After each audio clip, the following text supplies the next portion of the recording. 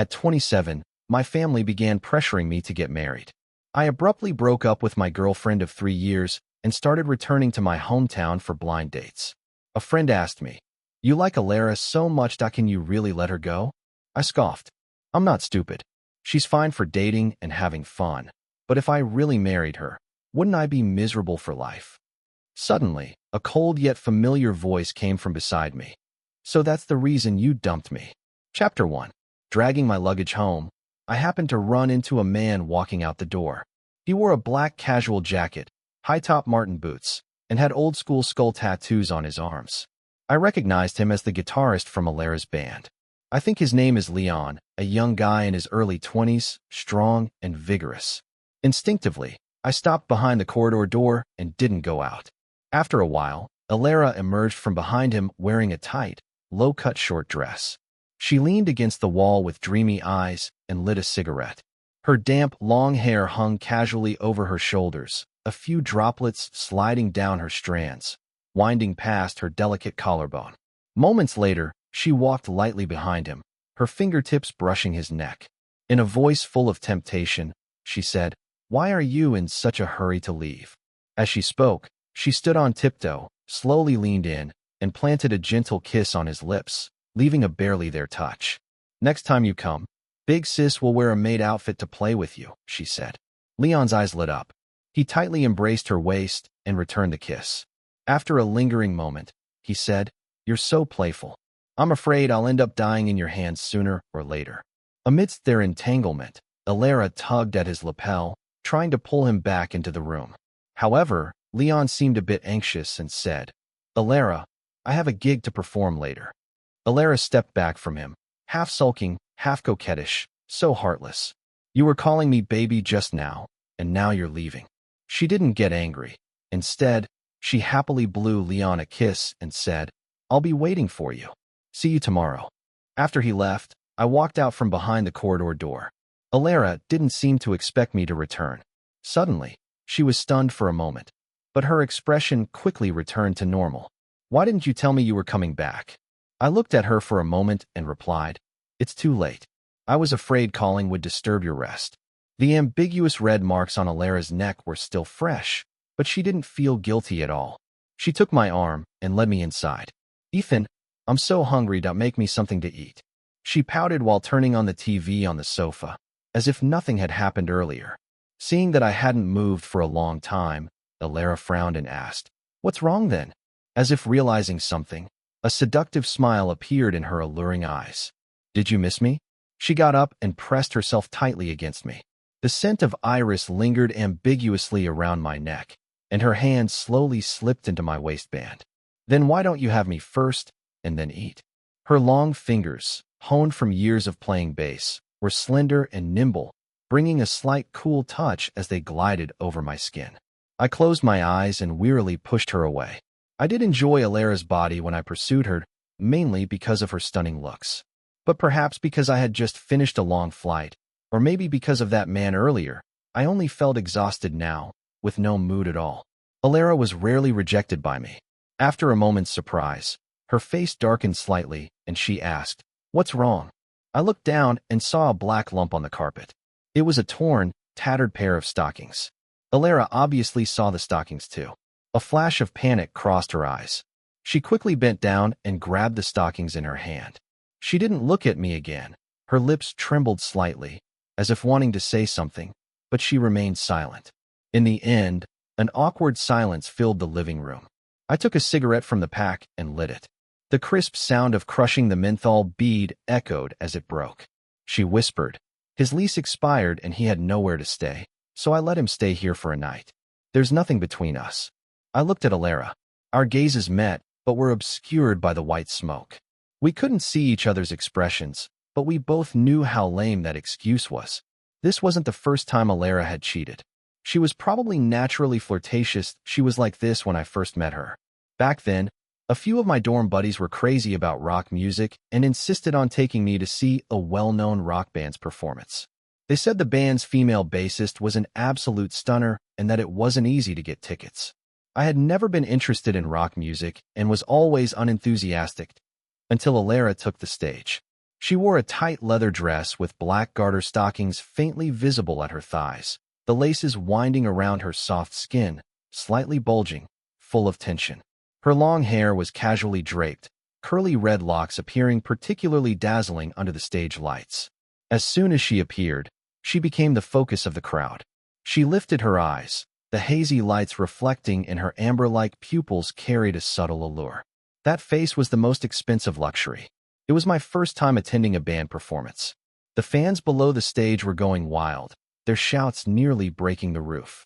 Scanning over the boisterous crowd, our eyes met for an instant before she quickly looked away. The music that night was great, but I didn't hear any of it. Because at that moment, all was silent. I could only hear my own pounding heartbeat. My buddies rushed backstage to get contact information, and I was among them. Single for 23 years, it was the first time I actively asked a girl for a contact. Alara didn't refuse anyone, flamboyantly scanning everyone's QR codes. A year later, all her suitors had given up, only I persisted. Later, perhaps my perseverance finally moved her. Alara accepted my confession, and I became her boyfriend.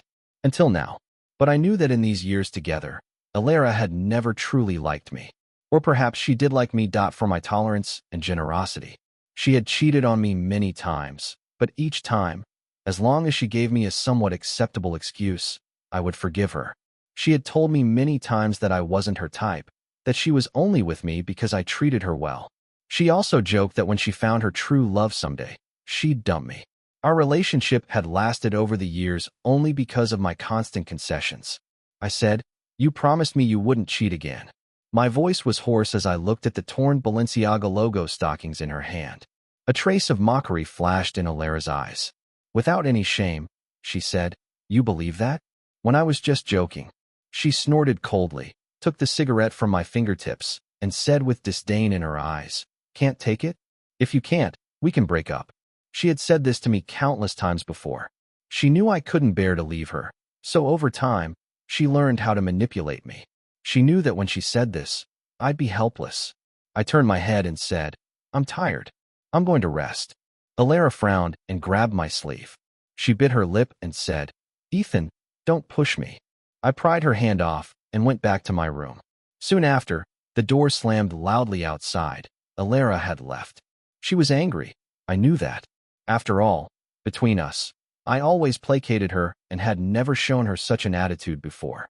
I turned over and opened my phone. In the family group chat, my mom had sent a message. "I've never rushed you before, but you're 27 now. It's time to think about marriage, right?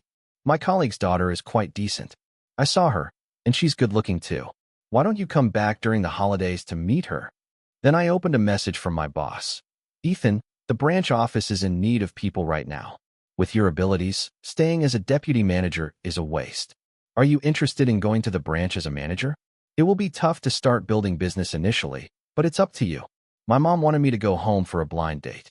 The company had just opened a branch in my hometown. The timing and circumstances seemed right. I really had no reason to stay here. I sighed. Actually, I really did like Alara. She was beautiful, had a great figure, and we were very compatible in bed. Most importantly, she was wild. Being with her was easy because I didn't have to think about being responsible for her or consider our future together. When I first started working, I was exhausted and wanted someone to relieve my stress. But I was just average looking and couldn't find anyone suitable until I met Alara. She spent her best years with me, easing a lot of my stress with her body, while I was working tirelessly for my career. And although her relationships with men were ambiguous, she was careful in this aspect. Before being with her, I heard that any man she dated had to show a health certificate from within the past 3 days. I always took precautions, so I wasn't worried about diseases. It would be hard to find another woman as perfect for me as her in the future. But there's nothing I can do. Dating is one thing.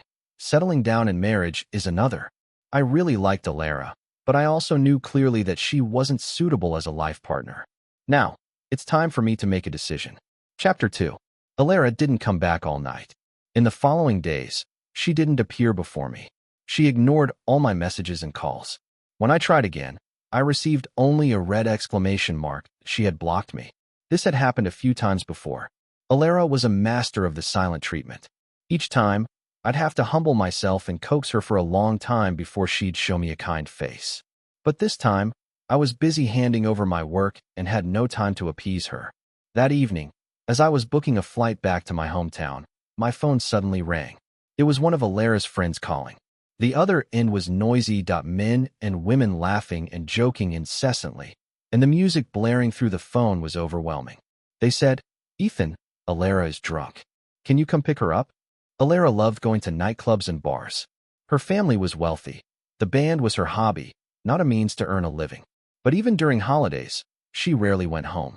When I asked her why, she said there were too many rules at home, that she preferred this kind of unrestrained life. Anyway, her grandfather doted on her and sent her money regularly. She wanted to spend more time doing what she loved, so Alara lacked any career ambition. In this aspect, we had nothing in common. Every time I told her about securing a project or getting a promotion at work, she always seemed uninterested. She once scoffed, saying, "What's the point of working yourself to death for that little monthly pay?"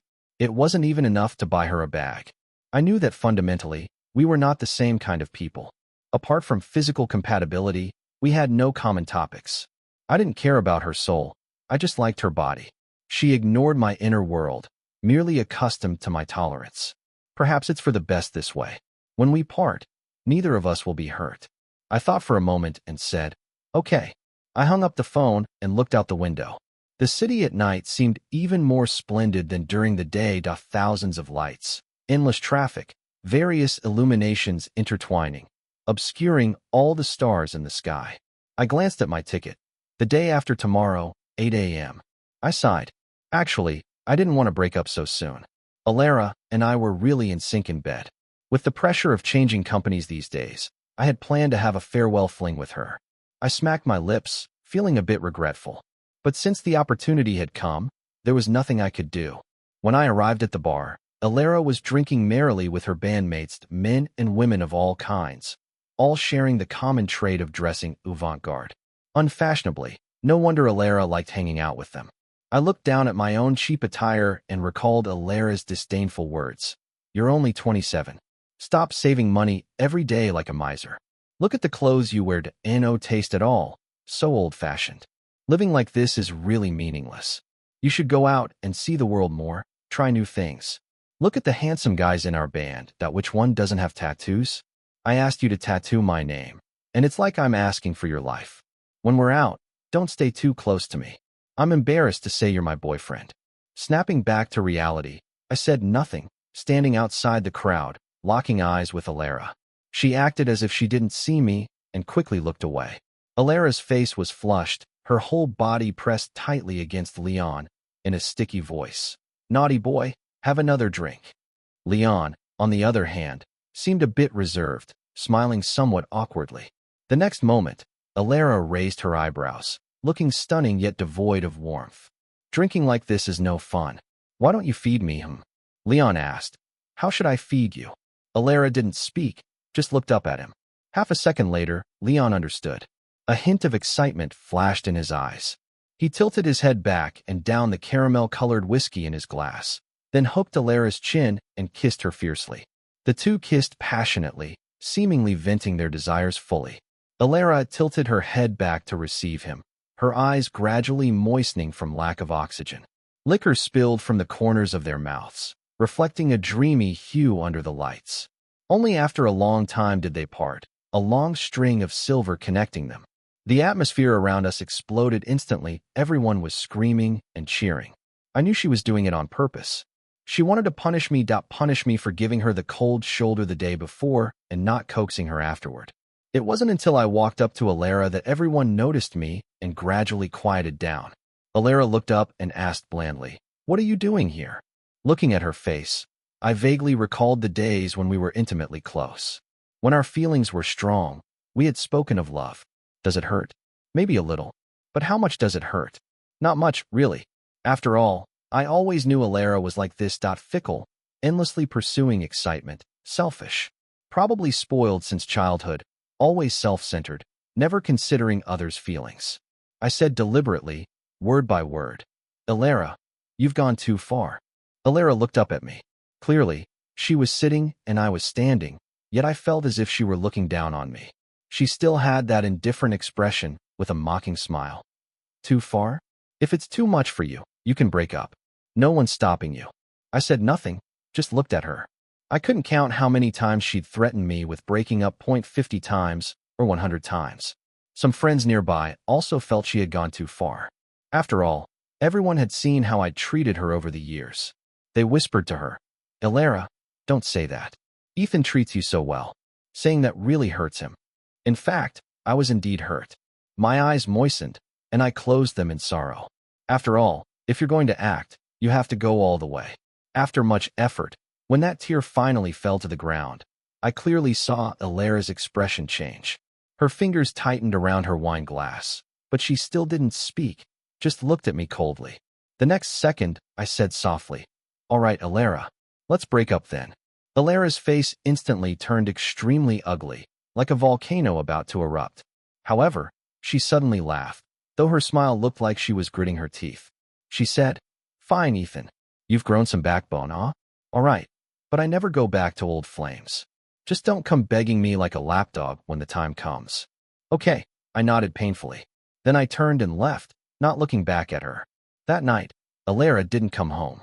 I deleted all her contact information and anything related to her overnight and packed my luggage. Early the next morning, I boarded the earliest flight back to my hometown. As the plane soared above the clouds, I pulled out my SIM card and threw it into the waste bag. Chapter 3. I didn't contact Ilara again. After posting a few late-night emo statuses on social media to craft the image of a wounded soul, I decisively put her out of my mind. Life back in my hometown was routine. I quickly adapted to the new company's operations and met the woman my parents had arranged for me. The girl sitting across from me was only 25, but her makeup was so thick it looked like plaster. As soon as she sat down, she started chattering incessantly. She said, "I think the most important thing for a man is to earn money to support his family. My ex-boyfriend said that when a man earns money, he should spend it on his woman. After marriage, the salary card must be handed over because men will turn bad when they have money. My ex-boyfriend said he was willing to pay a dowry of 880,000 yuan to marry me and add my name to the house deed. After all, as a woman marrying into his family, I need a little security." He also said that men who talk about gender equality are all chauvinists because reality is inherently unequal, that women have to bear children and men can't give birth for women. I listened to her babbling, smiling as I held my coffee cup, thinking, I must hold back and not lower myself to her level. So I nodded and asked, "Then why didn't you marry your ex-boyfriend?" She was left speechless, stammering, "Because my ex-boyfriend said our personalities weren't compatible." Maintaining my smile, I said, "Miss Xu, I think your ex-boyfriend was wrong. After marriage, not only should the salary card be handed over, but the beneficiary of any insurance should be the woman. I believe that if I'm willing to marry someone, I should give as much dowry as I can afford, and the house should be directly registered under the woman's name. Would that satisfy you?" "Miss Xu, really, Mr. Ethan?" I stood up, sighed, and said, "Unfortunately, Miss Xu, I think our personalities might not be very compatible. Let's not continue this." Then I turned and left. Having been back home for so many days, my mother had introduced me to quite a few potential matches, some of whom were actually quite decent. However, having once seen the vast ocean, it's hard to appreciate mere streams. After a failed relationship, I wasn't interested in anyone. This state continued until a work meeting. Everyone arrived early, silently gathered around the conference table, the atmosphere solemn. I quietly asked the deputy manager next to me, "What's going on? Did something happen at the company?" He leaned over and whispered, "The old chairman's daughter is coming. I heard she's here to get some experience. If she passes the test, she'll skip over her brother and take over the entire group. Also, don't underestimate her because she's a woman. This lady is decisive and bold in her actions." A Harvard graduate. After graduation, she started her own finance company and made 3 million overnight. Be careful that women like her aren't easy to deal with. Watch what you say to her. Before long, a woman wearing a black strapless mermaid dress walked into the office. The dress hugged her curves, accentuating her figure. She casually wore a women's black blazer over it. As she entered, someone behind her took her coat. The crisp sound of her high heels clicking on the floor ceased. I looked up. Not just me, Everyone's gaze was instantly captured by her. At first glance, it felt as if the air in the entire room had stilled with her presence. Her gaze swept over every corner. The moment her fingers brushed across the table, the air began to flow again, carrying an elegant and captivating aura. Only upon a second look did I notice her clear crescent-shaped eyes. Her jet-black long hair was neatly tied up, revealing a slender neck and a few strands of hair hanging by her ears. She was extremely beautiful, on par with Alara, but her strong aura made it hard for people to notice her appearance at first glance. "Sorry, my flight was delayed, so I'm late." She first acknowledged her mistake, then sat at the head of the table and got straight to the point. "My name is Vivian, and from now on, I'll be the general manager of the company. I've already reviewed the company's basic information and financial statements. Starting with the deputy manager, I'd like each of you to give me a basic report on your work achievements over the past year and the projects you're currently handling point one by one." The department heads nervously began their reports. As rumored, Vivian was indeed an elite, pointing out every attempt to gloss over details. She said, "I don't like vague statements, nor do I like being fooled. I hope we can communicate well, but if my communication doesn't work, I'll consider other methods." She clearly didn't scold or hit anyone, yet cold sweat formed on everyone's backs.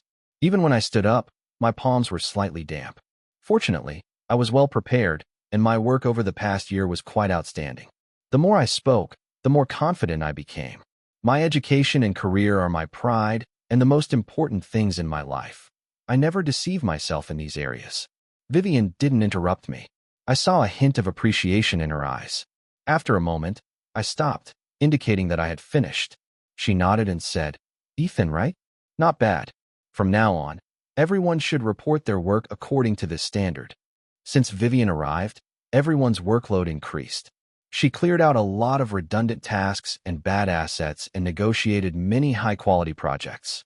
Everyone worked overtime more and more, but their salaries increased accordingly. The male colleagues were all very interested in a domineering female CEO like Vivian. Two old hands, not sure what got into them. Maybe they'd watched too many online short dramas about female CEOs. One morning, in front of everyone, one mistakenly called the boss wife and said that if he was fined, he would get an annual membership card. That afternoon, another one tried to forcefully pin Vivian against the wall in the office. The first one was fired that morning. The second one was sent directly to the police station. That day, the colleagues all behaved. After that, though, during lunch breaks, you could still hear everyone discussing her. "Don't be fooled by her looks. I heard she's never even had a boyfriend." Impossible. Have you watched too many TV dramas? A woman like her, with that face and figure, that you've got to be kidding. Believing she's single is like believing I'm Napoleon. Listening nearby, I suddenly became interested. Chapter 4. I began to appear regularly in front of Vivian. She arrived at work half an hour early every day, so 3 out of 5 days a week, I'd catch the same elevator as her. At that time, it was usually just the two of us. I didn't say much, just greeted her, helped press the elevator buttons, and stood aside. Then, without fail, I'd go get a cup of coffee every noon. She usually came to get coffee at that time too. I'd make sure not to bump into her in the break room, leaving before she arrived, but ensuring she could see me occasionally. I'd work overtime, and she would pass by my desk on her way out. So when she saw me working overtime for the 17th time, she paused and walked over to me, asking, "I've noticed you've been working overtime a lot lately. Is there a problem?" I looked up in apparent surprise. After hesitating for a moment, I handed over the documents in my hand and said, "I recently took over a new project, but there are some assets in the company whose risks I'm unsure about, so I have to study them more." Vivian naturally sat down beside me. She softly said, "Let me have a look." She had a faint rose fragrance about her, an indescribable subtle allure. She nodded and said, "I think this project is feasible. Look at their 2023 financial statements. Their financial situation isn't bad. And also," she spoke earnestly. I nodded attentively, occasionally raising some highly technical questions. Looking at her pensive profile, I couldn't help but curl my lips slightly. Later, she pointed to the little orange cat in my hand and curiously asked, "What's this?" I squeezed it while handing it over and said, "It's a stress ball. When I'm stressed or can't figure things out, I squeeze it to relieve pressure." Would you like to try it, Vivian? She gently took it, carefully squeezed it twice, her almond-shaped eyes sparkling.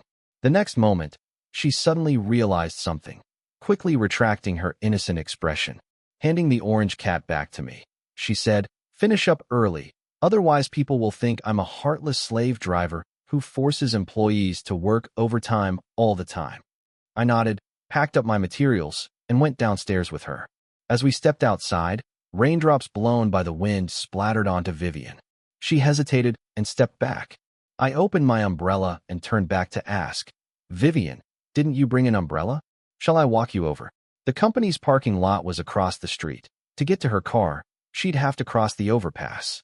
She nodded somewhat embarrassedly and stepped under my umbrella, keeping a small distance between us. So I didn't hesitate to tilt the umbrella more toward her side.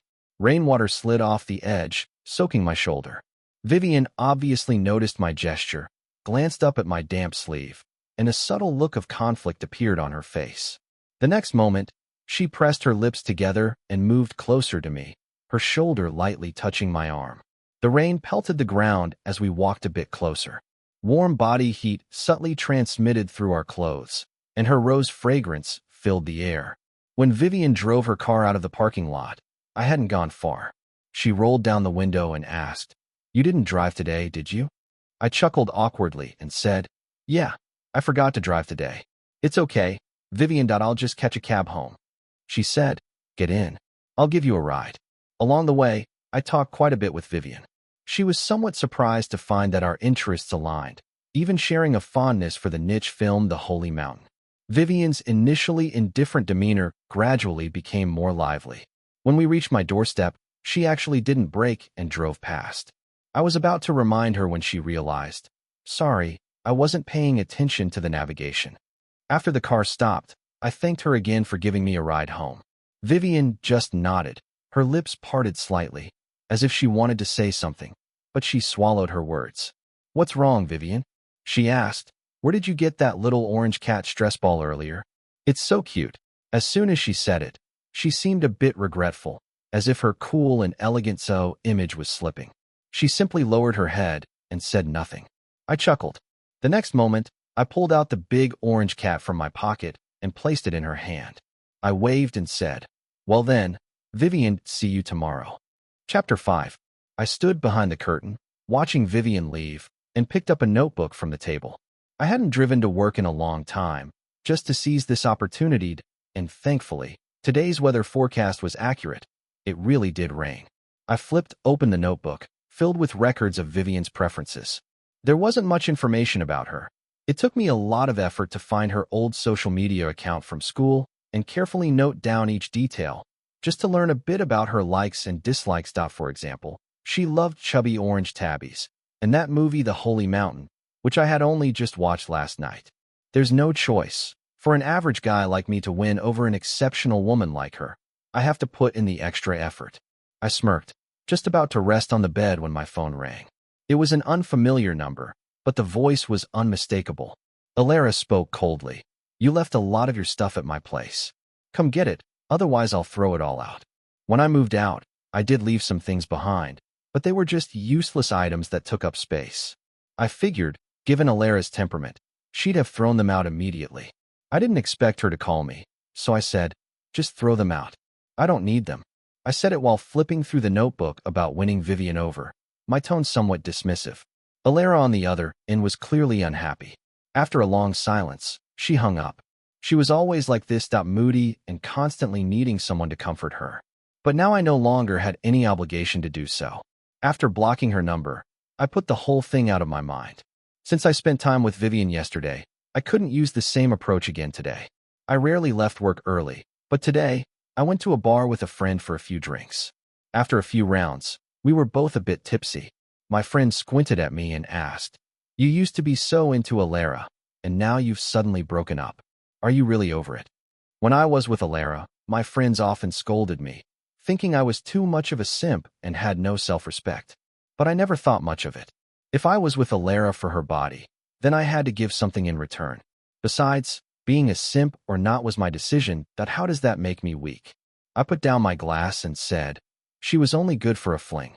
I'm not stupid. I wasn't going to marry her and be miserable for the rest of my life. My friend gave me a thumbs up. Damn, you've got the right mindset. You're right, you had her at her best, and now you're above it all. The next second, he stopped talking, his face going pale as he looked behind me in shock. Am I seeing things, or have I had too much to drink? A faint laugh came from behind me, chilling my bones and instantly sobering me up. Ethan, is this why you dumped me? I turned around stiffly. Alara, dressed in a silky white blouse, was leaning against the wall, her gaze icy. My friend, showing no loyalty, slipped away immediately. Alara dragged me to an empty hallway, glaring at me with such anger that I half expected her to kill me. The next moment, I spoke first. What are you doing here? You didn't come just for me, did you? Alara gritted her teeth. Ethan, if you don't have a mirror at home, you could at least use some water to see your reflection. Couldn't you? I came with the band for a gig. If I hadn't run into you by chance, I wouldn't have known that all these years, I was just a plaything to you. I quickly replied, I was just joking around with a friend. You know how much you heard me that I'm someone who needs my dignity too. I turned away, but she yanked my ear, forcing me to face her. Ethan, have you always thought I was stupid? Yes, I silently answered, freeing my ear from her grip. I spoke calmly. Alara, no matter what, I did my best for you these past years, and you know that. I have no regrets, but you kept letting me down. Even if I did use you, it wasn't for nothing. Didn't my youth count for anything? We've come this far, let's part peacefully, at least. I hesitated, unable to bring myself to say in love, so instead, I said, at least we had something good. Alara looked at me for a long time. Just when I thought she'd get angry, she suddenly smiled. Under the lights, she looked as beautiful as ever, but I no longer felt anything. Even the most beautiful sight grows tiresome after 1,000 days and nights. She said, Ethan, you think too highly of yourself. With a slight smirk, she added, of course we'll part peacefully. Did you think I'd still cling to you? Just remember that it wasn't you who dumped me. It was me, Alara, who dumped you. With that, she turned and walked away, as if leaving behind something filthy. I watched her back and sighed quietly. Alara had never been dumped in her life, so maybe being dumped by me frustrated her. But if thinking that way made her feel better, I didn't mind. Chapter 6. I kept up my usual long hours at work, and Vivian stayed later each day. Sometimes we even rode home together. The cool, crisp air of early winter had arrived, and as we passed through the city with its stream of headlights, people were bundled in coats. The chill seemed to increase the distance between everyone, making us instinctively want to draw closer. We talked about work projects and what we'd been up to recently. I'd complain about people and things at partner companies, and she'd indignantly agree. Yeah, I think that person is really disgusting too, and we'd both laugh. Over time, I could sense her feelings for me growing. So on the day of the first snowfall, I decided to make a bold move. I asked her for some time off, and when she asked why, I hesitated and said, family matters. Technically, this should have ended the conversation, but Vivian frowned. Is something wrong at home? Is there anything I can help with? I smiled awkwardly. No, it's just my mom's forcing me to go on a blind date. Vivian was stunned. It was rare to see such an expression on her face. I added, I'm already 27. My family has been pressuring me a lot.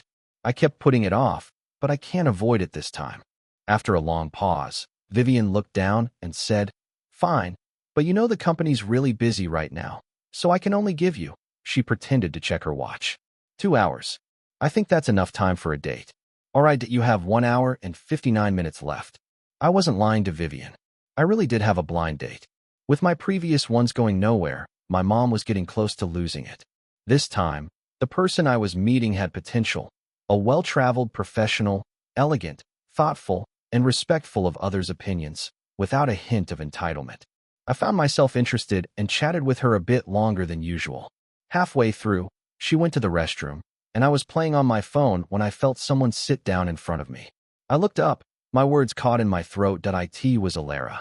She crossed her long legs and glared at me disdainfully. You broke up with me to go on dates with this kind of person? My smile faded. Weren't you supposed to be on tour with the band? Why are you still here?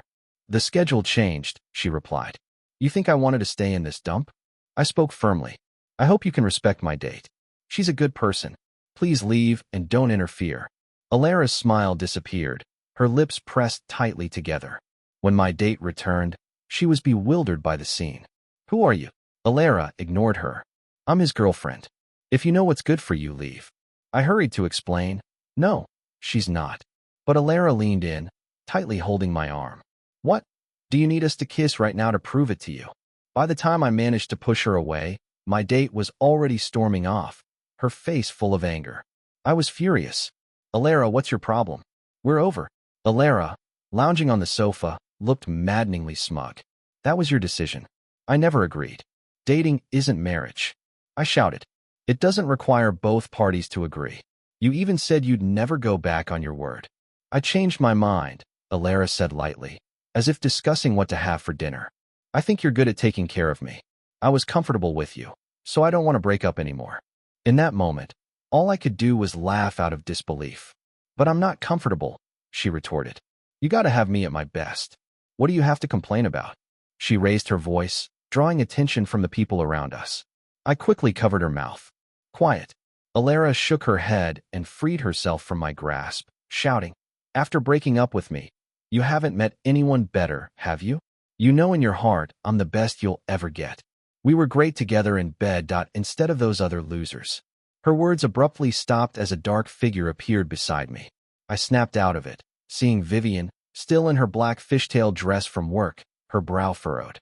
"Weren't you here for a blind date? Why are you talking about sleeping together?"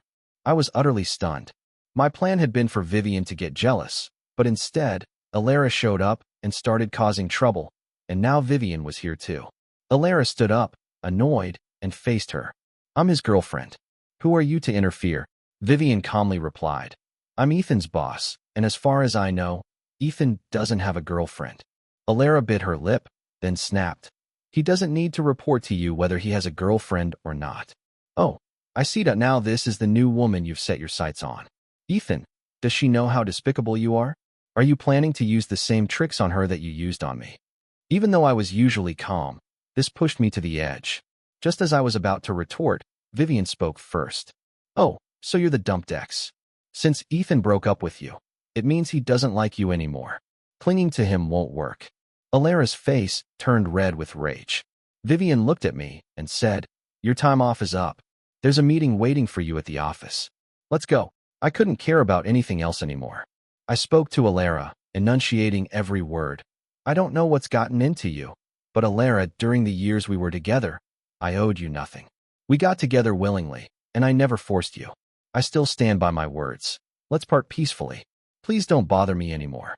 Alara wanted to say something, but after hearing me out, her eyes darkened, and she said nothing more. Vivian tugged on my sleeve, pulling me away. In the car, Vivian asked indignantly, "Is that really your ex-girlfriend?" I tried to change the subject. "Didn't you say we have a meeting to attend?" She repeated, "Was that woman really your ex?" "Yes," I sighed, running a hand over my face, forcing a bitter smile. We were together for 3 years. I used to like her a lot, but she kept cheating on me, and I just couldn't take it anymore. Part of why I went back home was because of our breakup. I was too hurt. Spending time with you recently." I glanced at Vivian's expression, then, feeling downcast, "has helped me feel better. But I never expected her to come back to cause trouble." Vivian looked at me seriously and said, "A girl like her doesn't deserve you. Don't let your heart soften. Cheating once means there'll be 100 times more. Her disloyalty shows she never truly loved you. You should find someone who loves you wholeheartedly." I couldn't help the smile that formed on my lips, but I quickly suppressed it, keeping my voice sorrowful. "But women like you are too rare. Where could I find someone like that?" Vivian's ears turned a soft shade of red, and she whispered, "Well, maybe I'm the only one who deserves you." Chapter 7. 3 days later, while I was drinking at a bar, Vivian messaged me, asking when I was coming back to work. When she said that line the other day, I was indeed taken aback, but I didn't want to rush things.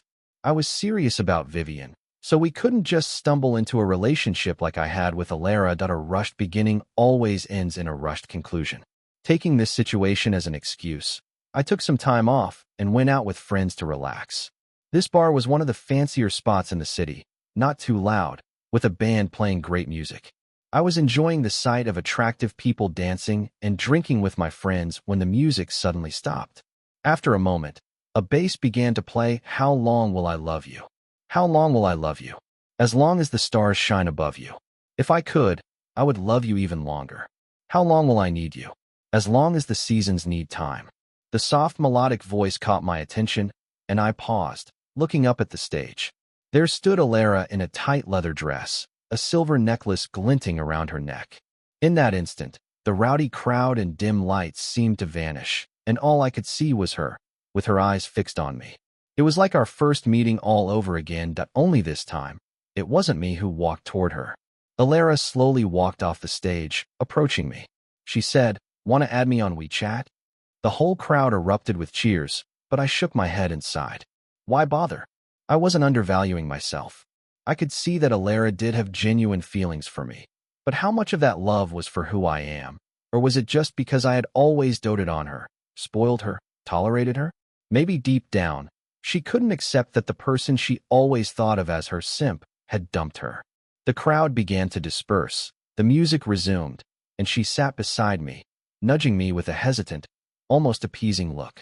I thought about what you said the other day, and you were right. In all the years we were together, you never wronged me. You gave so much, and I kept hurting you.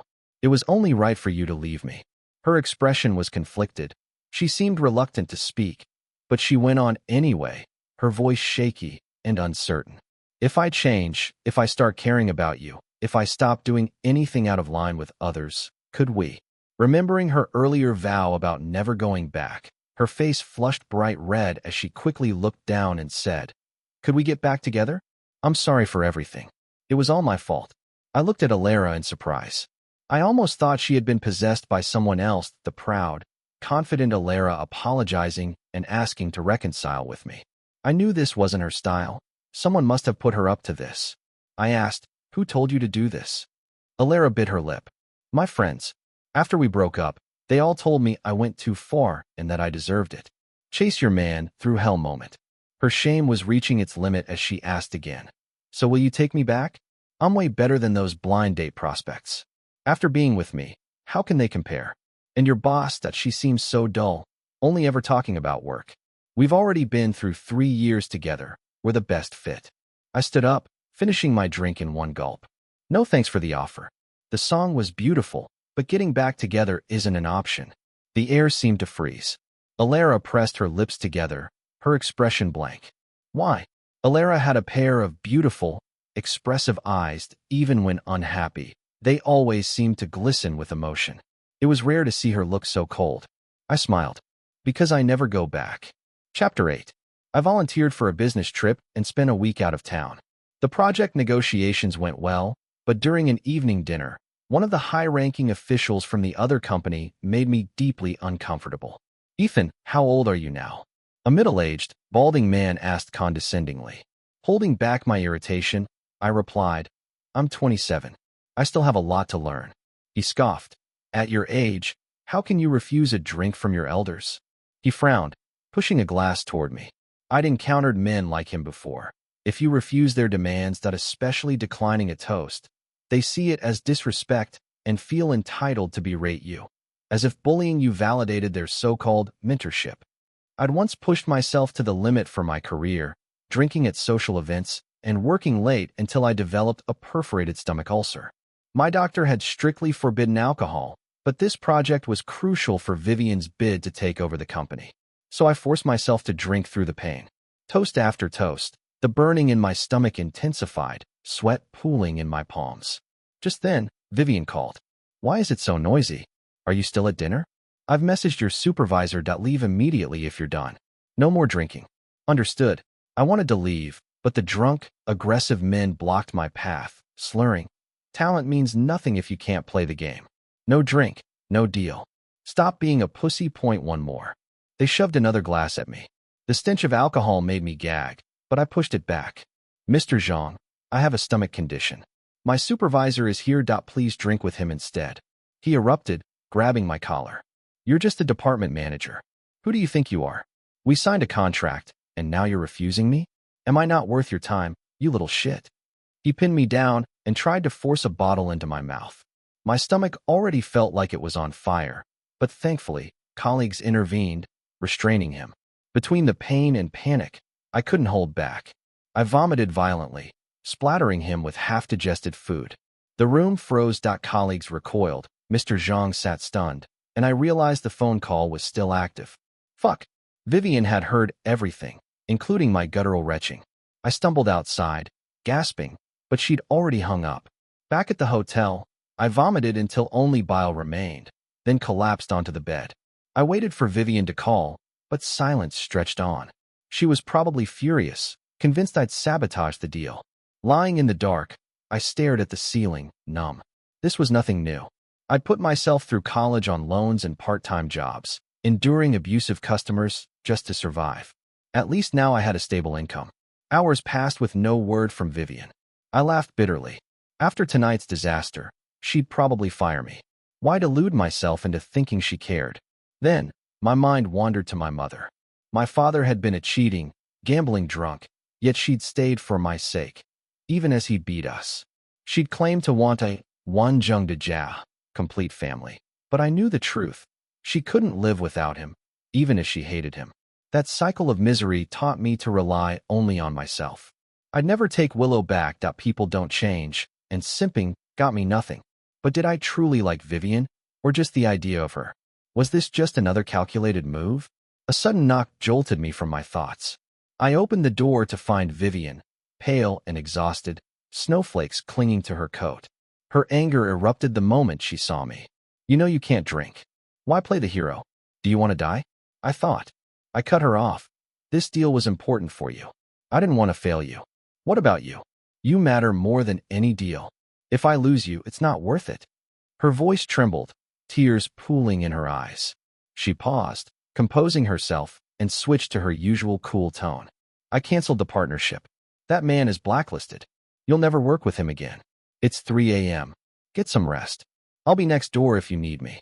As she turned to leave, I pulled her into a kiss, soft but urgent.